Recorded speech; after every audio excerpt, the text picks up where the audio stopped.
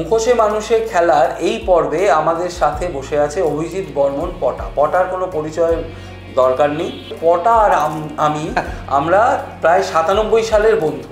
আমরা একসাথে অনেক ইউনিভার্সিটি চত্বরে অনেক সময় কাটিয়েছি, অনেক দুর্ধর্ষ এবং না বলা কথা যেগুলো উপন্যাসেই একমাত্র সম্ভব সেই রকম সময় কাটিয়েছি। তো পটা প্রথমবার আমার এই ছবিতে টাইটেল ট্র্যাকটা গেয়েছে। এবার পটাকে আমি প্রশ্ন করবো যে গানটা কেমন লাগলো। গানটা আমি লিখেছি, সুর করেছে কৌশিক।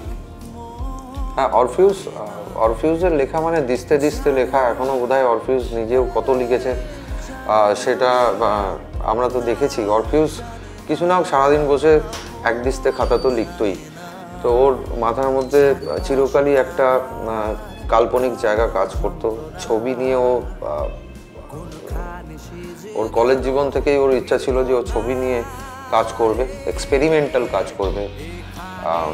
সেইটা ওর ছবি দেখলে, ওর আগেও যে রিলিজগুলো আছে সেই রিলিজগুলোকে দেখলে বা সেই রিলিজগুলো কোন মানসিকতা থেকে হয়েছে, সেই ছবিগুলো কোন মানসিকতা থেকে হয়েছে সেগুলো দেখলে ওর কাজ করবার ধাঁচা কিংবা ওর কাজ করবার যে গঠনটা সেটা একটু অন্যান্যদের থেকে আলাদা বলে আমার মনে হয়।